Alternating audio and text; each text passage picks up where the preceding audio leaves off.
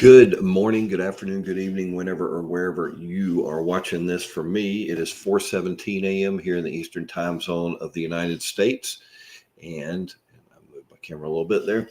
And it is Thursday, the 19th of September, 2024. Today, we're going to finish chapter 13 in the book of Numbers.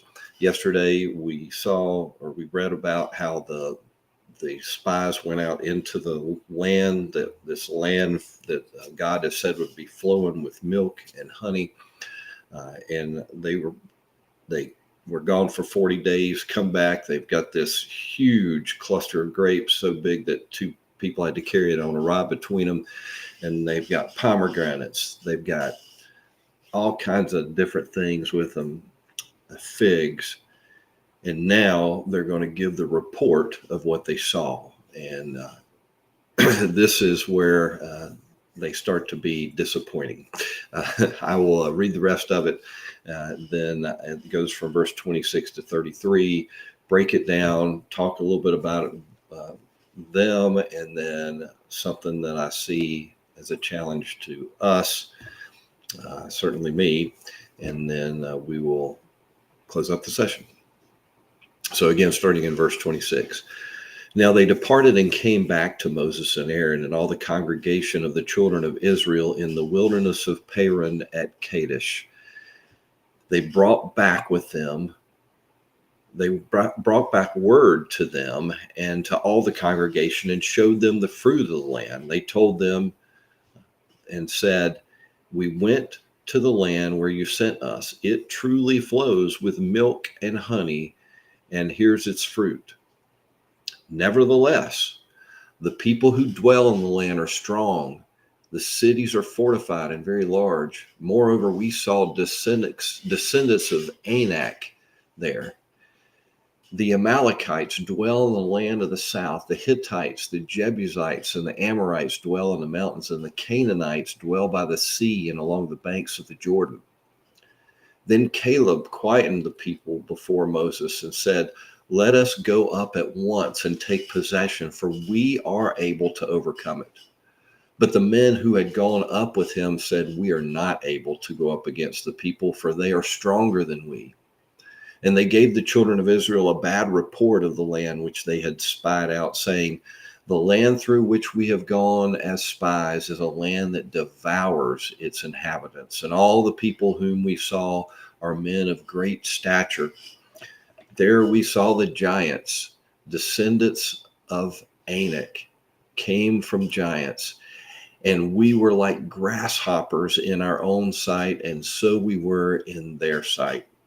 All right, so these spies who already knew the deal, they already knew what God had promised. We read that yesterday. I'm going to read that again probably here in a moment. They go out, they spend 40 days in this wilderness. They see all this stuff. They come back. They've got this fruit. They know that what God has said is true. He told them that it was going to be a land flowing with milk and honey. He told them that it was going to have all these different awesome things about it.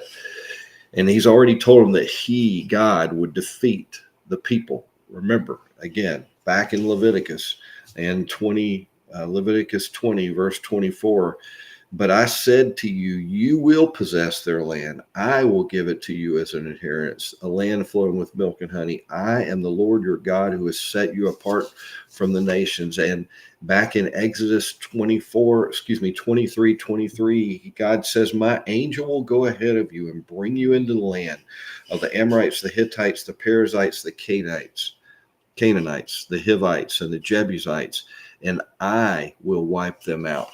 God told them they'd see these people. God told them what was going to happen, but he told them what was going to happen, that he was going to wipe them out.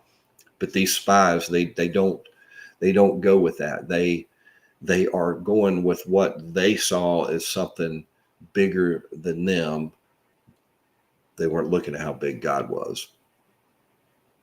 So the idea, they talked about a few things. The descendants of Anak, the people would have already known because of the word that God had already given Moses. They probably would have known the stories of the flood and the stories of these people that were destroyed in the flood, and these descendants of Anak would have been some of them. They were giants. And we read about them in Genesis, and they were destroyed in the flood. So by them saying these spies, and by the way, the spies are claiming that these are descendants of Anak. That, and later in this section they call them giants, or Nephilim, as the way it's translated in some translations. If these people truly existed, then they would have had to have been supernatural, because they would have been destroyed in the flood, and they weren't on the ark. So by the mere mention of them, anybody who had knowledge of what God had already told Moses would have been instantly terrified and thought that they're supernatural beings. How are we going to defeat them? That kind of thing. So they're really pouring it on here. And then right in the middle of it, Caleb, one of the 12 that went out, and we'll read about another one of the 12 that went out that we've already talked about. But Joseph, tomorrow we're going to, or Joshua, excuse me, tomorrow or next session, we're going to go over and see that there were 2 of the 12 that weren't cowards. Joshua stands up, or excuse me, Caleb stands up, and he basically says in our language, "Hey, shut up. Don't listen to these people. Y'all need to be quiet." And he tells all the people, "Hey, let us go up at once. We can do this. We can take possession of it. We're able to overcome it." And they immediately shut him down. So basically it's 10 against what appears to be 1 now. It'll be a second in a moment, but they totally shut him down and say, "No, we're not able.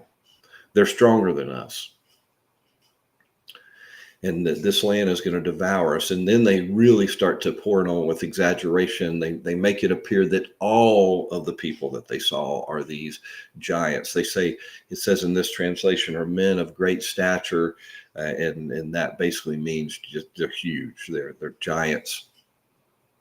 And that they really, again, are pouring it on. And they pour it on so much that they say that compared to those people, they're like grasshoppers.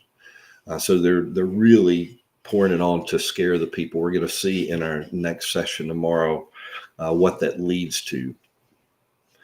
But a couple of things, and as I'm reading through different commentaries on this, and I really, again, I've said it before, there is a pastor named Charlie Garrett down in Sarasota, Florida.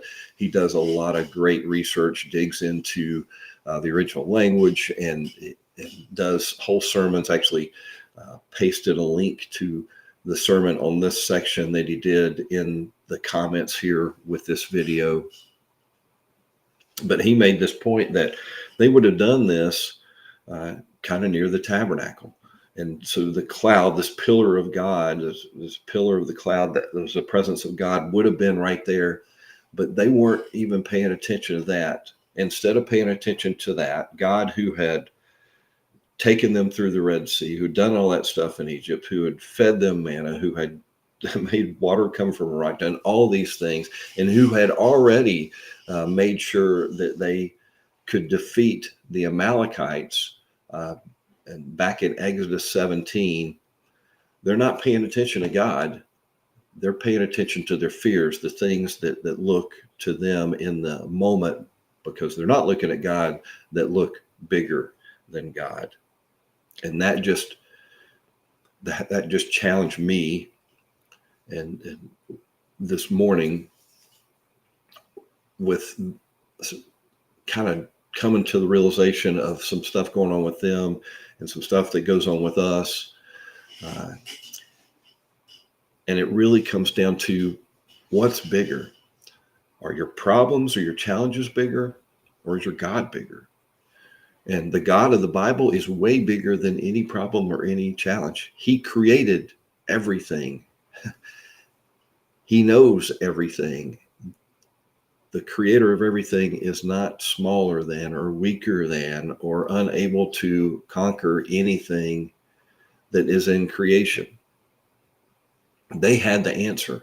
They already knew. God had already told them. I read those passages again from Exodus and from Leviticus. He told them what they were going to see. He told them that he was going to take care of it. He was telling them they don't need to really worry about it. And in the same way, we have the answers, but we have them even better because we have them in written form. I mean, I got two different translations of the Bible right in front of me. And I know the way the story ends. I know who wins in the end. If you have done any reading, and if you haven't, please do. We know who wins in the end. God wins in the end. It made me think of a story when I was younger, and my dad, who watches this on YouTube, will probably get a kick out of this. When I was younger, I went hunting with my dad. We had rabbit dogs, we had beagles, and we would go hunting. And I was never a great hunter when I was younger. And my dad, one time we were out with some other guys. The dogs were running, and Dad put me at this place that was right kind of barely in the woods, right beside a fence. And he pointed to this little trail, and he said, okay, that trail right there, what's going to happen is you're going to hear the dogs, and they're going to get closer. And then when the dogs get closer, you're going to see a rabbit come down that very trail. So you stay right there by that tree. When you see the rabbit, as soon as it gets in range, shoot it. Pretty simple, right? And sure enough, a little while longer, and then Dad walks down the trail. I thought he went way down the trail, but he didn't walk that far down the trail. So before too long, I hear the dogs getting closer. And what do you know it? A rabbit, just exactly where my father told me was going to be, hopping. I lift up my gun. I'm ready to pull the trigger, and the rabbit stops, gets up on its back legs, and looks at me. And I just froze because it looked too cute to kill, to be real honest. And so I pull my gun down, and I go like that, and I shoo the rabbit down. And the rabbit hops along, and doesn't get very far past me. And then I hear boom, and I'm getting hit with rabbit fur. My dad was not very far from me. I'm sure he saw exactly what happened, but he didn't call me out on it. He asked me what happened. I said the trigger jammed. It was a lie. I froze. I had the answers to what was going to happen. It was happening exactly as it was supposed to happen. And all I had to do was do my part. In a much larger way, we have that in the Bible.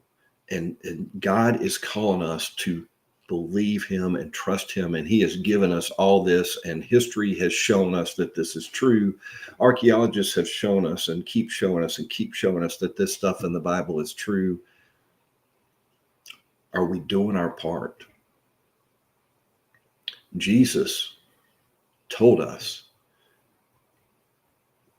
that we were supposed to go spread the good news, spread the gospel. We're supposed to tell people about him. We're supposed to make disciples. And if we have repented and put our faith in Christ alone, we have the answers to the tests. We have the direction. It's just our time to follow through and do it. So my challenge is, are you doing that? Do you believe? Do you have a faith that is so strong? And by the way, Jesus said even faith of a mustard seed is strong enough that you believe this enough to live this and have eternity in mind and not your challenges, however big they may be. Is your God bigger or your problems bigger? I pray that our God is bigger.